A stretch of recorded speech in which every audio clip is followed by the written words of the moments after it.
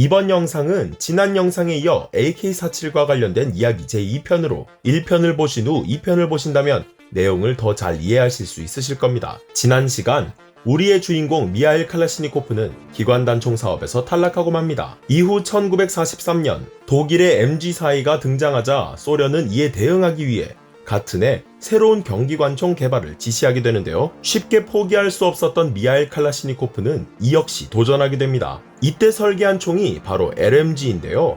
하지만 테스트 도중 29발을 쏘고 총이 고장나버릴 만큼 성능이 좋지 않았던 LMG. 그러다 보니 이전에 있던 DP-28과 유사한 구조를 가졌지만 더 뛰어난 설계로 만들어진 데크차레프의 DPM에 밀려 칼라시니코프는 또 한 번 실패를 맛보게 됩니다. 비록 연이은 실패를 겪었지만 칼라시니코프의 총기 설계 재능을 인정한 소련군은 추가적인 직무교육 훈련을 진행한 뒤 그를 NIP-SMVO로 발령하게 되는데요. 사람은 타인으로부터 인정받았을 때 가장 행복하다는 말이 있듯이 그 역시 이 순간만을 기다려왔을지도 모릅니다. 한편 당시 소련은 AVS-36 같은 자동 소총을 개발하여 사용하고 있었을 만큼 자동화기에 관심이 많았는데요. 그러던 어느 날 우연히 독일의 MKB-42를 노획하게 됩니다. 이땐 돌격소총이라는 개념이 없었기에 소련군은 이게 기관단총인지 경기관총인지 헷갈려하고 있었는데요. 긴 조사 끝에 소련은 이것이 단소탄, 즉 중간탄을 사용하는 새로운 형태의 자동소총임을 알아내게 되었으며 이에 총기 설계와 관련해 최고라 불리는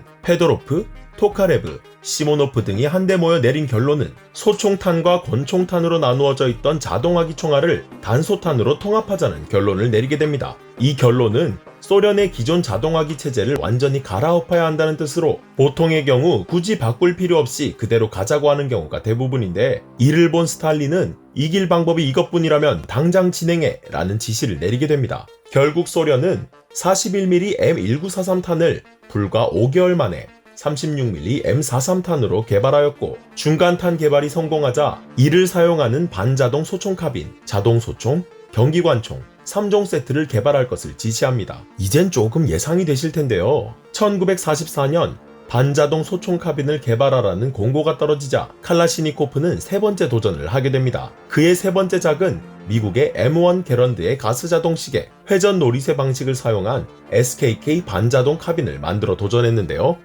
하지만 칼라시니코프는 세 번째 도전 역시 소련 최고의 총기 설계자 중 하나인 시모노프가 만든 SKS에 밀려 실패하고 맙니다.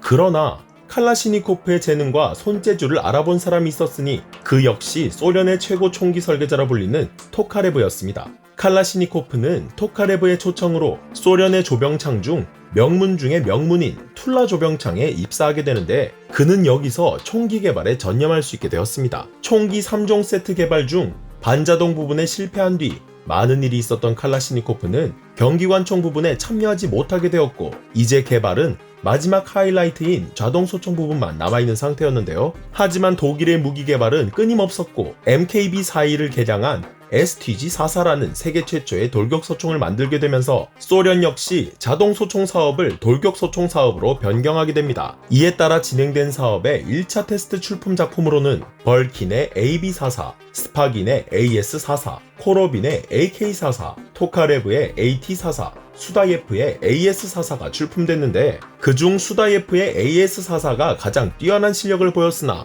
너무 무겁고 정확도가 부족하다는 단점으로 재심사받게 됐는데요. 기회를 놓칠세라 칼라시니코프도 서둘러 돌격소총 개발에 나섰고 그는 부품이 단순하고 누구나 손쉽게 사용할 수 있으며 어떠한 환경에도 최적화된 총을 만들기 시작합니다.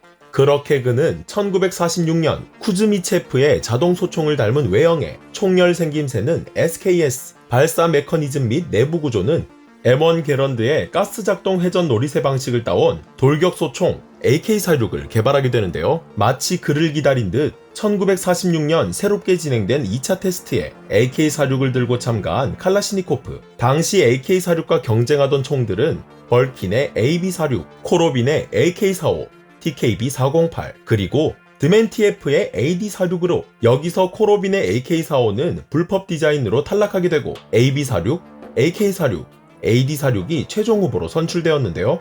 이쯤 되면 불쌍해서라도 선택해줄 것 같지만 이번 사업 역시 칼라시니코프의 AK-46은 탈락하게 됩니다. 결국 그는 자신이 탈락했다는 사실을 받아들이지 못했고 계속된 재고 요청과 심지어 평가위원회를 찾아가 따지기까지 했는데요. 계속된 항의에 시험평가 담당관인 바실리 류티 소령은 18가지 개선 사항을 지적하면서 이를 수정해 올 것을 요구합니다. 극적으로 마지막 기회를 얻은 미하일 칼라시니코프. 그는 류티 소령이 지적했던 대로 AK-46을 개량하기 시작하는데 복잡하고 부품 수가 많은 쇼트 스트로크 가스 피스톤 방식을 롱 스트로크 가스 피스톤 방식으로 바꿨고 내부 구조를 더 간단하게 하여 부품 수를 줄인 뒤 다른 총기 제작자들에게 조언을 얻어 AK-46을 최종 개량에 성공하게 되는데 그렇게 탄생하게 된 총이 바로 AK-47입니다. AK-47의 뜻은 어토매틱 칼라시니코프 1947, 1947년에 칼라시니코프가 만든 자동화기의 약자를 따서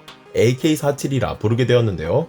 AK-47은 결국 최종 테스트를 거쳐 채택되지만 아직 정확성에 문제가 있었기에 이는 바로 상용화되지 못했고 칼라시니코프는 채택 이후 설계 변경과 수정을 게을리하지 않고 꾸준히 진행하여 1949년에 모든 수정을 끝마쳤고 AK-47은 마침내 양산에 들어가게 됩니다. 길고 긴 여정 끝에 드디어 탄생하게 된 AK-47. 이런 AK-47은 왜 악마의 총이라고 불리게 되었을까요? 그 이유는 세계에서 가장 널리 사용되는 총이기 때문입니다. 실제로 냉전 도중 소련이 닥치는 대로 생산을 남발한 결과 AK 시리즈의 생산량은 현재 1억 정이 넘는 것으로 추정되는데요. 심지어 세계에서 가장 많이 사용된 무기라는 항목으로 기네스북에도 등재되어 있을 만큼 AK 시리즈는 그 생산량만큼이나 많은 희생을 불러왔을 것입니다. AK 시리즈가 이렇게 많이 생산될 수 있었던 이유는 단순한 총기 부품에 있었는데요. 칼라시니코프가 만든 AK-47은 사용되는 부품의 수도 적고 매우 간단하여 일명 짝퉁 AK-47을 만들기도 쉬웠습니다. 짝퉁이 탄생함에도 불구하고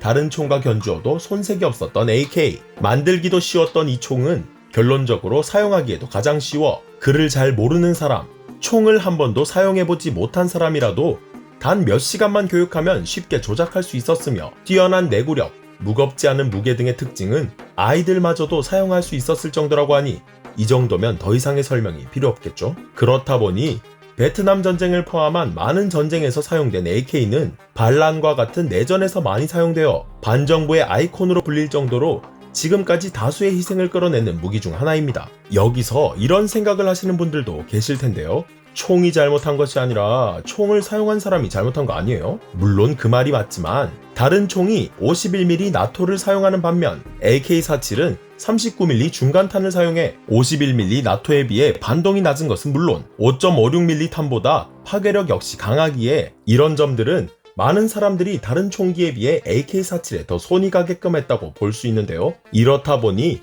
AK-47은 악마의 총이라고 불리게 되었습니다. 2022년 나날이 발전해가는 총들과 견주어도 전혀 손색이 없는 총 AK-47. 전장에서 사용될 무기가 너무 복잡한 것도 문제지만 단순한 것도 또 다른 문제를 초래할 수 있다는 생각을 해봤는데요. 어쨌든 불명예스러운 수식어지만 여러 차례의 도전 끝에 인생 최고작을 탄생시킨 미하일 칼라시니코프의 노력에 박수를 보냅니다.